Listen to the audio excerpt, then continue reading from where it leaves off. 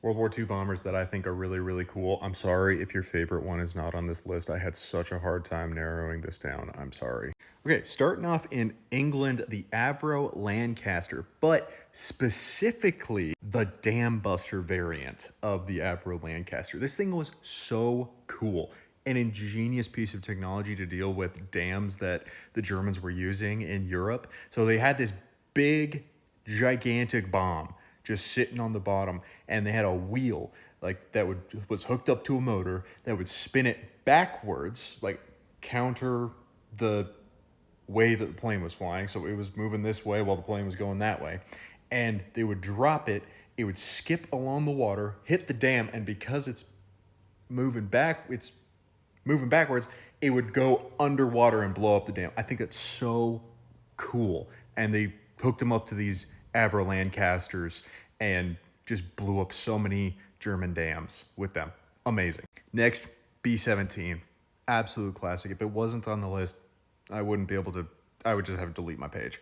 So specifically, Old 666, the B-17 flown by the Eager Beavers in the Pacific. These guys just made an already bristling with guns flying fortress and just added more. These guys were so cool. I'm going to make a whole video on these guys later on. Speaking of the Pacific, the G4M Betty Mitsubishi. So this thing was actually arguably the best naval bomber, land-based naval bomber of the time. This and the G3M were what did in the HMS Repulse and the HMS Prince of Wales in the early days of the Pacific War.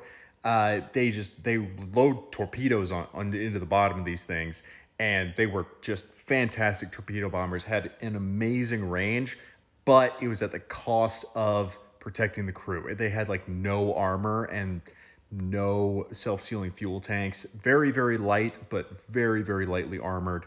And honestly, that was kind of the whole mindset of the Japanese during World War II, was basically no armor on things. And finally, the B-29. This thing, it was definitely the most advanced bomber of the entire war, and you can fight me on that because this thing had way more in common with bombers of the Cold War than it did of bombers of World War II. This thing, I mean, pressurized cabins, also bristling with guns, had a higher ceiling than like anything else in the war. It's an amazing plane.